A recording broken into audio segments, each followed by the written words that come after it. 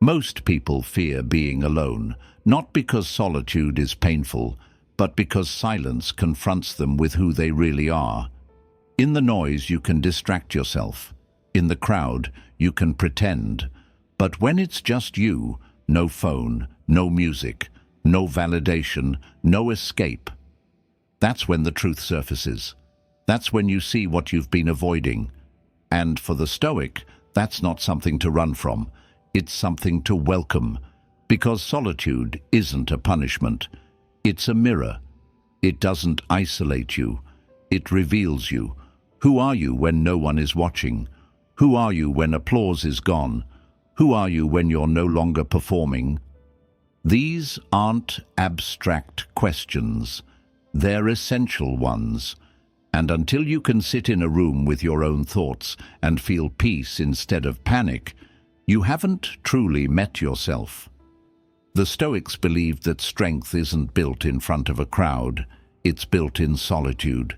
It's the quiet hours, the self-discipline behind closed doors, the moments when you could seek distraction, but instead you choose depth.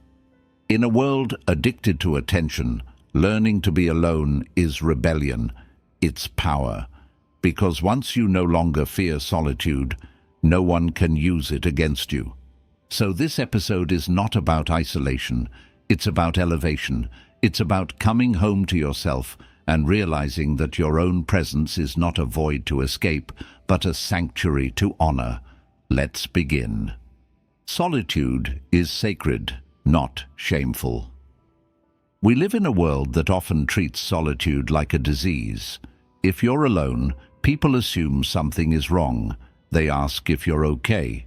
They wonder if you've been rejected, forgotten, or left behind. But solitude, in the eyes of the Stoic, is not something to be pitied. It's something to be protected, because there is a kind of clarity that only reveals itself in stillness, and there is a kind of power that only grows when you're away from the noise. The sacredness of solitude doesn't come from shutting the world out. It comes from tuning yourself in. When you're always surrounded by people, opinions, and obligations, your identity becomes reactive. You shift based on context. You perform, you adapt, you dilute. But when you're alone, truly alone, you begin to strip all that away.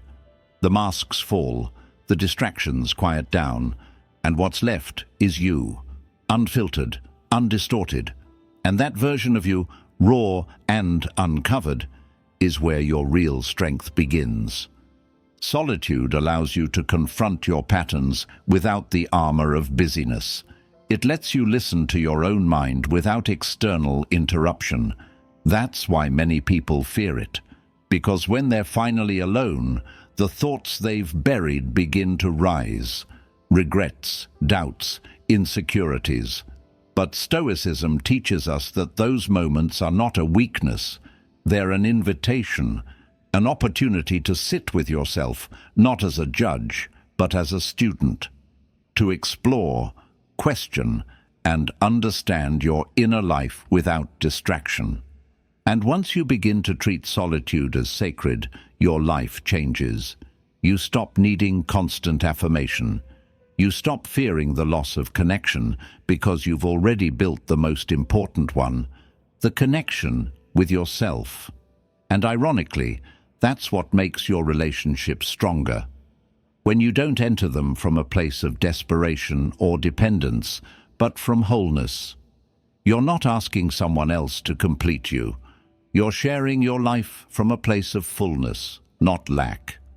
Most people chase companionship because they haven't made peace with solitude.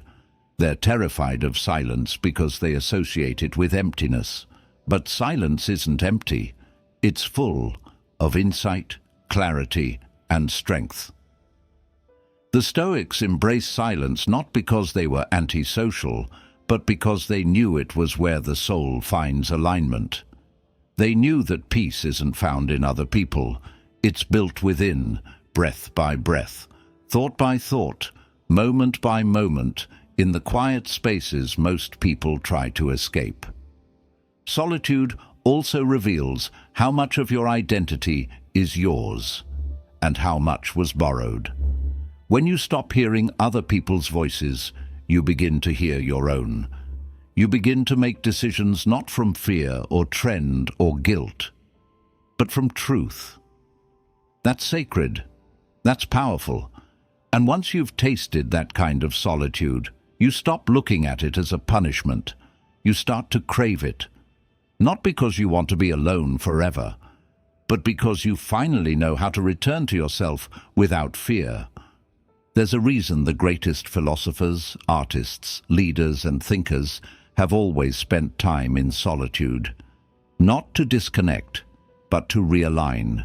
Not to escape, but to return with something deeper, something real. And that's available to you too. Not in some distant future, but right now, in your room, in your walk, in your morning routine. Every quiet moment is a doorway back to yourself, if you stop treating it like something to survive and start treating it like something sacred. So the next time you find yourself alone, don't rush to fill the space. Don't reach for the phone or the playlist or the noise. Just sit, breathe, observe, listen to your own presence, and ask yourself, what am I avoiding?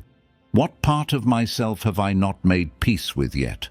What wisdom is waiting for me in this silence, if only I'm willing to listen?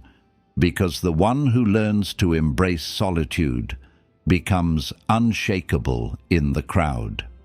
Know yourself in stillness. You can read hundreds of books. You can travel the world, achieve success, and master every external skill. But if you never learn to sit still and face the contents of your own mind, you've missed the greatest journey of all, the journey inward. Self-knowledge isn't found in motion, it's found in stillness, not in how much you do, but in how deeply you observe. And this is where most people get lost. They confuse movement with growth, distraction with clarity, noise with truth. But the Stoic knows, if you want to understand who you truly are, you must be still long enough to listen. Stillness isn't passive, it's active awareness. It's not sitting in silence and waiting for something to happen. It's choosing to notice what already is, your breath, your emotions, the quiet patterns that usually go unchecked because life moves too fast. In stillness, you don't become someone new.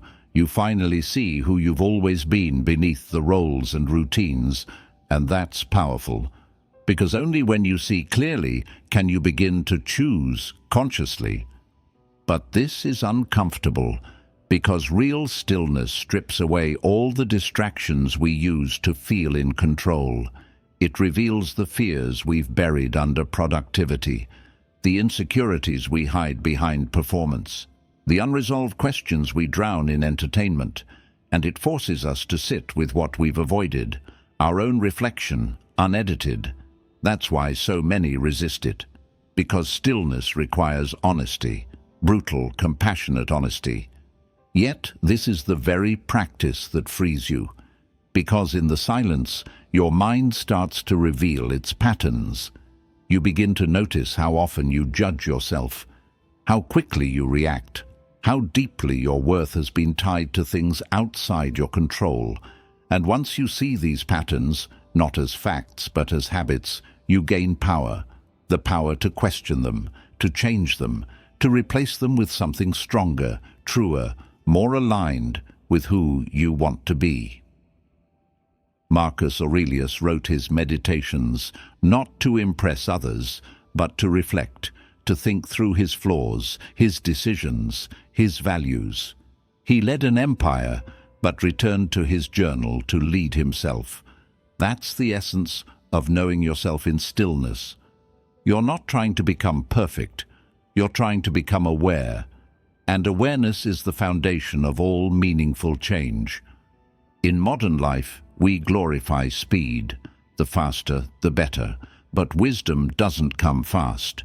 It comes when you pause, when you slow down enough to hear the quieter signals your mind and body have been trying to send. That's when you realize, maybe the problem isn't that you don't know enough. It's that you haven't sat still long enough to let what you already know rise to the surface. Stillness is the place where your past, your patterns, and your potential intersect.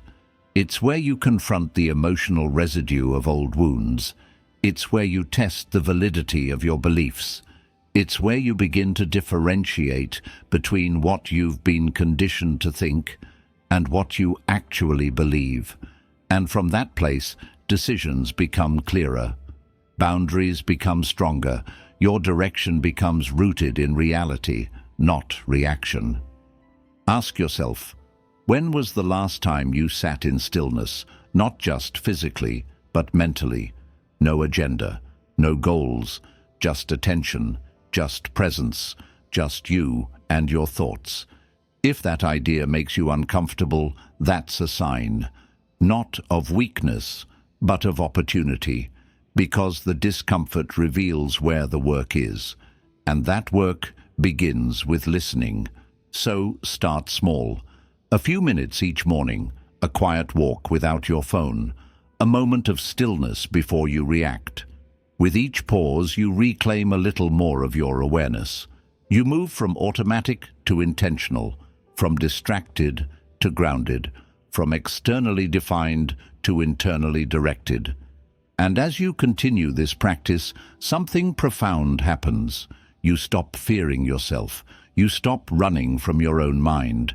And you begin to understand that all the answers you've been chasing outside were always waiting for you in the stillness within. Alone doesn't mean lonely.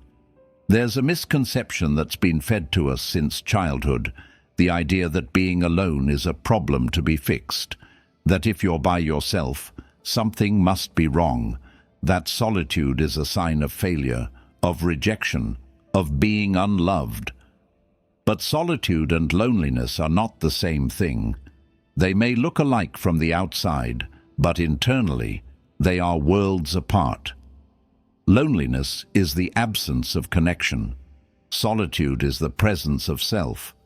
And if you don't understand that distinction, you'll spend your life trying to escape moments that were actually meant to strengthen you.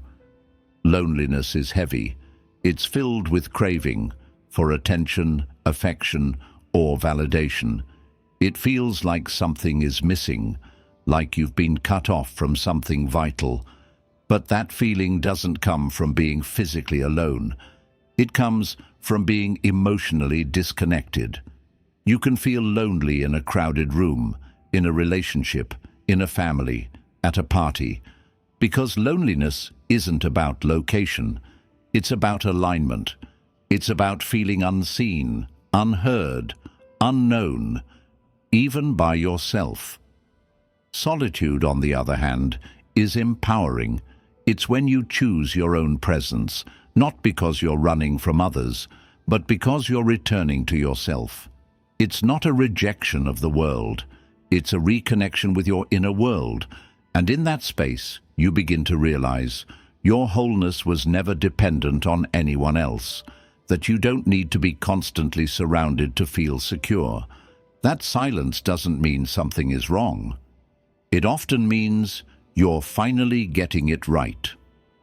The Stoics understood this well. Epictetus reminded us that freedom is the only worthy goal in life, and that freedom is found within, not in how many people know your name, not in how many messages light up your phone, but in whether you can sit with yourself and feel enough. Can you do that? Can you go a day without external noise and still feel rooted? Can you walk alone, eat alone, reflect alone, and feel full, not empty? Because if you can't, it's not your loneliness you need to confront. It's your relationship with yourself. Loneliness often points to a gap within, a part of us we haven't yet accepted or acknowledged. So we seek others to fill it. We chase connection not from love, but from fear. and that never lasts. Because when you depend on others to distract you from yourself, every silence becomes terrifying. But when you build a relationship with who you are, flaws, questions, and all, you begin to realize that being alone is not the absence of love. It's the space where love grows from the inside out. You were born alone. You will die alone. These aren't dark thoughts, they're liberating ones. Because the more you accept this, the less you fear it. And the less you fear it, the more you realize that all the noise you thought you needed was never the answer. Solitude gives you the time to think your own thoughts, to hear your own voice, to explore your desires without distortion, to understand what fulfills you without needing someone to tell you. So the next time you feel alone, pause before you label it as loneliness. Ask yourself, am I actually lonely? Or am I just unfamiliar with my own company? Because if you learn to enjoy being alone, you'll never again enter relationships from need, but from choice. You'll stop tolerating toxic connections just to avoid silence. You'll stop saying yes to invitations just to escape your own presence.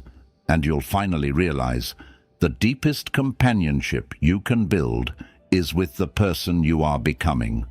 Alone doesn't mean lonely. It means available, to reflect, to grow, to rebuild. It means creating space for clarity to rise. It means honoring the fact that before you can truly connect with anyone else, you must first be at peace with yourself. And when that happens, when you no longer fear solitude, you become truly free, not just socially independent, but mentally unshakable. Your company should fulfill you. We're often told to choose our friends wisely, to surround ourselves with people who lift us up, challenge us, and reflect our values. That's important. But there's one form of company we forget to examine, and it's the one we spend the most time with, ourselves. Before you ask whether others make you happy, stop and ask, do I make myself happy? Because no relationship in your life will ever fix what you haven't resolved within. And if your own company feels like a burden, that's not a reflection of solitude. It's a signal that something inside needs your attention. The Stoics didn't just speak of mastering emotion or practicing virtue. They emphasized alignment, living in accordance with your true nature. That includes your inner dialogue, the way you speak to yourself when no one's around, the standards you hold yourself to when no one's watching, the choices you make when no one will ever find out. That's where character lives, and that's the company you carry into every moment, every room, every relationship. If you're constantly needing others to validate your worth, to entertain you, to distract you, you've abandoned your own self-responsibility. You've outsourced your peace. But when you begin to enjoy your own company, not because everything is perfect, but because you've built something real within, you become whole. And wholeness doesn't crave, it shares, it gives, it connects without clinging, because it doesn't need anyone to fill the silence. How often do you take time just to be with yourself, not out of obligation, but as an act of respect? To check in, to process, to reflect, to ask, am I living honestly? Am I treating myself with the same kindness I give to others? Am I holding myself to standards that reflect my potential, or punishing myself for past versions I've outgrown? Your company should inspire you, even when it's just you. That doesn't mean every moment is joyful. It means you trust yourself to handle what comes. It means you've cultivated a presence within that doesn't betray you in silence. And when that becomes your foundation, solitude transforms. It's no longer a pause between relationships or a symptom of failure. It becomes a source of renewal. Seneca once said, "A man who suffers before it is necessary suffers more than is necessary." Many people suffer in their own company, because they've never learned how to treat themselves with dignity. They believe being hard on themselves is discipline, but it's often just internalized judgment. Stoic discipline isn't about self-criticism, it's about self-respect, about acting in a way today that your future self would thank you for, about being the kind of person you admire, even when no one's watching. The more you invest in becoming someone you enjoy being with, the less you tolerate environments, people, or habits that drain you. You stop chasing validation. You stop begging for connection. You stop pretending to be someone else to fit in. And the irony is, once you become comfortable in your own company, you become more magnetic. You stop needing and start radiating. People are drawn to those who are at peace with themselves, because peace is rare and authenticity is unmistakable. So take the time to become a person you'd want to spend time with, not by fixing everything, but by being honest, courageous, and intentional. Speak to yourself with the tone you'd use towards someone you love. Challenge yourself with the clarity of someone who believes in your potential. Sit with your discomfort long enough to learn from it. And most importantly, treat your presence as sacred. Not because you're perfect, but because you're becoming whole. Because when your own company begins to fulfill you, you'll no longer feel alone in silence. You'll feel supported by it. And in that state, you don't just survive solitude, you thrive in it. Find peace in your own presence. There's a kind of peace that doesn't come from anything external, not from silence, not from success, not even from being loved. It comes from your own presence, from the quiet, steady confidence that you are enough right now, as you are. It's the peace of knowing that you can sit with yourself without rushing to fix, distract, or escape. And in today's world, where everything is designed to pull you outward, toward attention, toward stimulation, toward comparison, that kind of inner peace has become rare. But it's not out of reach. It's built, slowly, patiently, in moments when you stop running and start being. Many people confuse peace with relief. They think peace is what happens when the noise stops, when problems go away, when life finally goes their way. But that kind of peace is fragile. It depends on circumstances, on things outside your control. The Stoics taught us to pursue a different kind of peace, the kind that remains, even when life doesn't cooperate, even when the world is noisy, even when things hurt. It's not the absence of hardship, it's the presence of composure. So how do you build that kind of presence? It begins with noticing how often you leave yourself, how often you abandon the moment because your mind is racing into the future or stuck in the past. How often your thoughts become battlegrounds of judgment, fear, shame. And in that awareness, you have a choice to keep running or to return to your breath, to your body, to this moment, because that's where your presence lives. Not in abstract ideas, but in grounded awareness. When you find peace in your own presence, you stop needing the world to validate you. You stop fearing solitude. You stop reacting to every wave of emotion or every word from others. Because you've created an anchor, a still point in the chaos. And that anchor is you. Not the idealized version of yourself. Not the one who always knows what to do, but the one who shows up, the one who reflects, the one who cares enough to stay present, even when it's uncomfortable. That kind of presence is powerful because it makes you reliable, not just to others, but to yourself. You begin to trust your own voice. You begin to catch yourself before spiraling into thought patterns that once controlled you.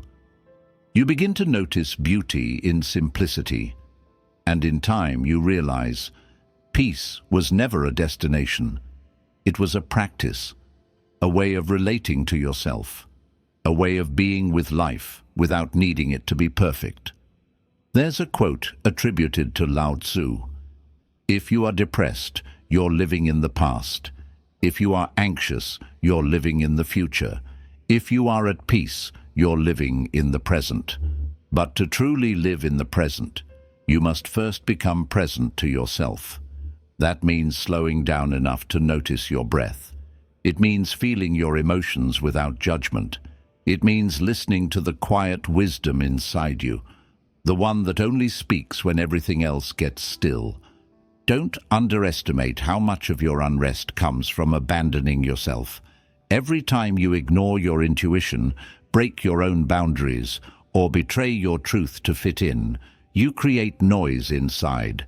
But the moment you choose to return, not to fix, not to perform, but simply to be with yourself, you take a step toward peace. You stop treating yourself like a problem, and you begin treating yourself like a home. And once you've built that kind of relationship with yourself, everything shifts. Your decisions become clearer. Your emotions become more navigable. Your need for external noise fades, and you begin to carry peace with you, not as an escape from life, but as a way to walk through it. So ask yourself, can I sit with myself without needing to change anything right now? Can I breathe into this moment without rushing to the next? Can I be here, fully, openly, with whatever I'm feeling? That's presence. And within it is the kind of peace that doesn't just soothe, it strengthens. Don't depend on external noise. There's a subtle addiction that almost no one talks about. It doesn't show up in lab tests or dramatic interventions. It shows up in how we reach for our phones the moment we wake up. It's in the way we keep music, podcasts, or the TV running in the background. It's in the need to constantly scroll, swipe, talk, check, react. That addiction? It's the dependency on external noise, and it's one of the main reasons we've lost connection with ourselves. Noise is not always loud. Sometimes it's the steady hum of distraction we've come to rely on to avoid discomfort. Because when things get quiet, the truth becomes loud. In silence, we can no longer hide from our unresolved feelings, our unanswered questions, or our unfulfilled purpose. That's why we keep reaching, not because we're curious, but because we're running. And what are we running from? Ourselves. The Stoics would call this a form of slavery. Epictetus taught that true freedom comes when we are no longer enslaved to externals, whether that's praise, possessions, or distraction. If your mind constantly seeks stimulation just to feel okay, you're not in control, your environment is. And if your peace depends on noise, then your peace is an illusion. Because noise will always change, it will come and go. But if your sense of self vanishes with it, then you were never truly anchored to begin with. We often confuse stimulation with meaning, but not every sound is wisdom. Not every voice deserves space in your mind. Not every notification is urgent, and not every moment of silence is empty. In fact, silence is where meaning grows. It's where you begin to hear the difference between your voice and the world's expectations.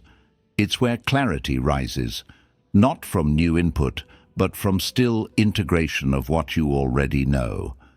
When you stop depending on external noise, you begin to hear something far more valuable, your own truth. And that voice is usually quieter than the rest. It doesn't shout. It waits, patiently, until you're ready to listen.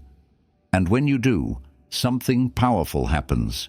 You remember who you are, not who the algorithm wants you to be, not who your fears try to convince you you're not, but who you've always been, underneath the noise. There's a reason monks, Stoics, and philosophers throughout history all emphasized periods of silence and solitude, not as an escape from life, but as a way to return to life, to hear with clarity, to live with intention, to to break free from the constant need to consume and reconnect with the simple art of being. If you can't sit quietly with yourself, then no amount of content, company, or chaos will fill that space, because what you're looking for isn't more. It's depth. Try it. Go a few hours without background noise, walk without headphones, eat in silence, journal without prompts, sit without a screen. It may feel awkward at first, even uncomfortable, but that discomfort is the gateway to growth. It's the detox your mind needs to come back to itself. And in that return, you'll begin to reclaim your focus, your peace, your presence. You'll realize that silence isn't empty, it's full of answers, that boredom isn't weakness, it's the starting point of creativity, that stillness doesn't mean stagnation, it means awareness. And that the more you detach from external noise, the more you start living from the inside out instead of the outside in. You don't need more input, you need more integration. And that requires space. That requires quiet. That requires the courage to stop reaching and start listening to what's already within you. Strength comes from internal security. We're taught to chase strength in the form of control. Control over results, control over people, control over how we're seen. But the Stoics knew the only strength worth chasing is the kind that doesn't need to be proven. The kind that doesn't shake when others doubt you. The kind that comes not from dominance or display, but from internal security. Because until your strength is rooted inside, everything outside will threaten it. What is internal security? It's not arrogance, it's not perfection, it's not pretending you have it all together. Internal security is quiet. It doesn't boast, it doesn't react. It responds calmly, clearly, and from principle. It's the still voice that says, I know who I am, even if you don't, even if you misjudge me, even if you leave. And that voice can only develop in solitude, in silence, in the moments when you're alone with your thoughts, and choose not to run from them. You've likely met people who seem unshakable. They don't over-explain. They don't chase validation. They don't crumble under pressure. It's not that life is easier for them. It's that they've built something stronger within. And you can feel it. That calm energy that doesn't need to prove itself. That stillness that makes others pause. That presence that commands without force. That's what internal security looks like. But it's not handed to you. It's forged. Through discomfort, through loss, through choosing integrity over approval. Every time you sit with pain, instead of numbing it, you build it. Every time you make a hard decision that honors your values, you reinforce it. Every time you fail and still show up the next day, you strengthen it. And in time, you stop looking for strength in the mirror of the world. You find it in the quiet clarity of your own conscience. Epictetus once said, "No man is free who is not master of himself." And mastery doesn't mean suppression, it means understanding. Understanding your emotions without being ruled by them. Understanding your fears without letting them lead. Understanding your value without needing it confirmed. When your strength comes from understanding, not appearance, no one can take it from you, because it's not armor, it's alignment. But most people never get there, not because they're incapable, but because they're too distracted to go inward. They build identities on applause, they build peace on routines, they build worth on relationships. And when those things change, which they always do, their sense of self crumbles with them. The Stoic path is different. It teaches you to build from the inside first, to choose depth over decoration, to create a foundation that doesn't rely on praise or performance. So ask yourself, where does your strength come from? Is it borrowed from what others give you? Is it dependent on how things go? Or is it rooted in who you are, what you believe, how you act, how you rise when things fall apart? If your strength is conditional, so is your peace. But if it comes from character, from values lived and tested, then it cannot be shaken by the noise of the world. And the beautiful part is, internal security doesn't make you distant. It makes you present. It frees you to love without fear, to lead without ego, to express without performing, because you're no longer trying to prove yourself. You're just being yourself, fully, with nothing to hide and nothing to chase. That's real strength, and it's available to you, not someday, not when you're more successful, not when others approve, but now, in this moment. If you're willing to turn inward and build something no one can see, but everyone can feel. Silence speaks the truth. In a world saturated with opinions, statements, and noise, silence has become one of the most underestimated forces we have. We're taught to speak up, to respond, to fill the space, as if silence meant weakness or uncertainty. But the Stoics knew something different. They saw silence not as a void to be avoided, but as a mirror that reveals what words often try to hide. Because silence, real silence, doesn't lie. It doesn't manipulate. It simply reflects what is. Think about it. When you sit in silence, you begin to notice things that escape you in motion. You feel the tension in your body. You hear the pace of your breath. You catch thoughts you didn't know were running. And sometimes that's exactly why people avoid silence, because it tells the truth before you're ready to hear it. But that truth, as uncomfortable as it may be, is the starting point of change. The most powerful realizations don't always come in words. They rise from stillness, from space, from the quiet knowing that emerges when you're not performing, not reacting, not trying to impress or explain. That's when your mind stops echoing the world and starts remembering who you are.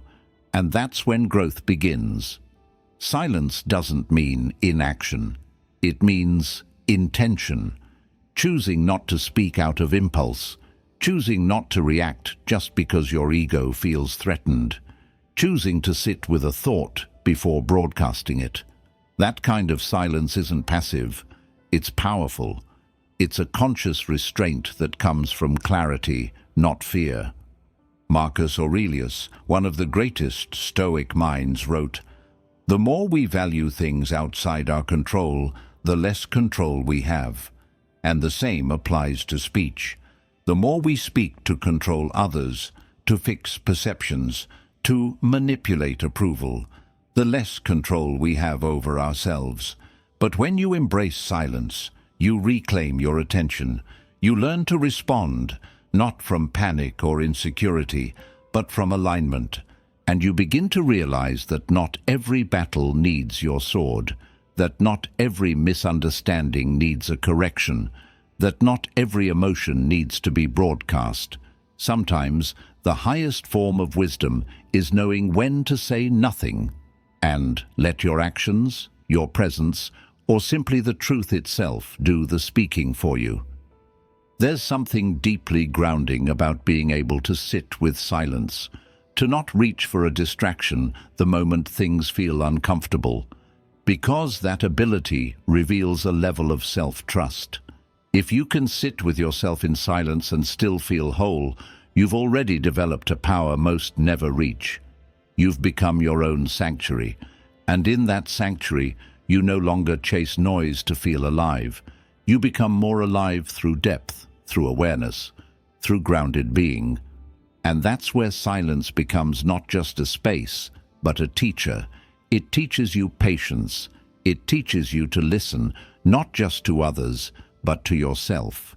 It teaches you that your value isn't in how much you say, but in how intentionally you live. So next time you feel the urge to fill the space, pause, ask yourself, Am I speaking to express something true or just to avoid something uncomfortable? Am I reacting from ego or responding from presence? Am I trying to control or am I choosing to understand? Because the strongest people are not always the loudest. They're the ones who've made peace with their own silence, who can sit in stillness and still feel full, who don't rush to prove their worth in words, because they've already built it in their soul. And when you learn to let silence speak, you begin to hear the truth that noise has buried, the truth of who you are, what you need, and what you're capable of becoming. Master solitude to master life. Solitude isn't a punishment, it's a practice. It's not something you endure just to get through hard times. It's something you cultivate because you understand that the foundation of everything meaningful in life begins with the relationship you have with yourself. And that relationship can't grow in constant noise, distraction, or dependency. It grows in solitude, not the dramatic kind of isolation that cuts you off from the world, but the intentional kind that connects you more deeply to it. Most people spend their lives avoiding solitude. They fill every quiet moment with entertainment, conversation, or busy work, because being alone feels like being abandoned. But that feeling comes not from solitude itself, but from a disconnection from the self. When you haven't faced your fears, your flaws, your inner dialogue, solitude can feel like standing in front of a mirror you're not ready to look into. But the Stoic knows, if you avoid that mirror, you're living a life of performance, not presence. Seneca wrote, "A man is unhappy, though he rule the world, if he does not consider himself happy." And how can you know whether you're truly happy if you can't even sit with your own mind without trying to escape it? Mastering solitude means learning to enjoy your own company, not just tolerate it, to look forward to time with yourself, to stop needing someone else to complete your thoughts, validate your feelings, or distract you from your emptiness. It means filling your own well first, not because you don't want connection, but because you want healthy connection. You want to bring wholeness to others, not wounds, and that begins with how you treat your time alone. In solitude, you reconnect with your thoughts. You realize which ideas are truly yours and which were absorbed from the crowd. You separate your inner voice from the voices of society, family, expectations. You regain agency over what you think, what you value, what you choose. That clarity is freedom, because most people don't suffer from a lack of ability. They suffer from a lack of alignment. They don't know what they really want, and they don't know because they're never quiet enough to ask. Solitude is where strategy is born. It's where vision is clarified. It's where you build emotional resilience, not by avoiding people, but by no longer needing them to feel stable. It's not that you cut yourself off from the world. It's that you stop outsourcing your peace to it. You become the source. You begin to notice the rhythms of your own body. You learn when you're tired, when you're scattered, when you're inspired. You stop overriding your needs to meet artificial deadlines. You stop numbing discomfort with distraction. Instead, you face it. You breathe through it. You understand it. And in doing so, you become someone you can trust, someone others can trust too. And here's the paradox. The more time you spend mastering solitude, the more meaningful your relationships become, because you're no longer trying to get from others what you haven't given yourself. You're no longer entering friendships or love with a hidden need to be fixed or saved. You're offering presence, not dependence, and that changes everything. Mastering solitude isn't about being alone forever. It's about making sure you're never alone with yourself and still feel lonely. It's about learning to enjoy a walk without a podcast, a meal without a screen, a morning without a flood of notifications. It's about making space to hear your life again. Because the truth is, life is always whispering to you, but you can only hear it when you're still enough to listen. Alone time is alignment time. We often talk about alignment as if it's something we find out there, in a perfect job, a perfect relationship, a perfect routine. But true alignment doesn't start with what you do. It starts with who you are when no one's watching. And the only way to hear that voice, to feel that deep sense of inner congruence, is to spend time with yourself, regularly, intentionally, and honestly. Alone time is not just a break from the world, it's an invitation back to your center. It's where you check your compass, not the one given to you by society, but the one etched quietly inside your conscience. And every time you ignore that alone time, you drift, not always in big, dramatic ways, but in small, subtle shifts. You start saying yes when you mean no. You start chasing noise instead of listening to your needs. You start living according to reaction instead of reflection.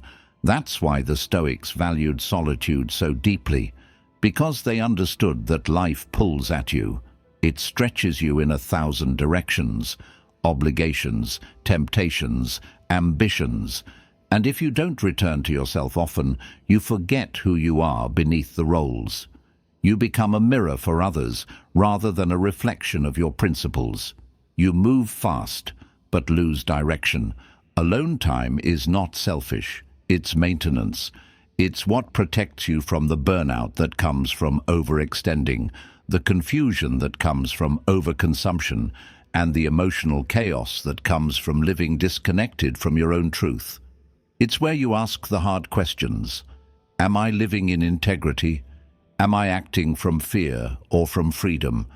Am I chasing what matters or just what's familiar? And the answers won't always be easy. Sometimes alone time reveals things we'd rather not admit, that we're tolerating too much, neglecting ourselves, betraying our values. But that's the point, because awareness precedes change. You cannot fix what you refuse to face, and you cannot align your life until you align your thoughts, your actions, and your emotions in private first. Think of the most grounded, calm, powerful people you've ever known. They're not grounded because everything goes right. They're grounded because they return to themselves every day. They journal, they reflect, they sit in silence, they walk without distraction. And in doing so, they don't just stay aligned, they lead from alignment. They don't need to control the external world because they've already organized their internal one. This kind of alignment changes everything. It gives you clarity in decision-making. It helps you know when to walk away. It prevents you from chasing validation. It teaches you how to say no, not from bitterness, but from peace. And it helps you live with less regret, because your actions are no longer random, they're rooted.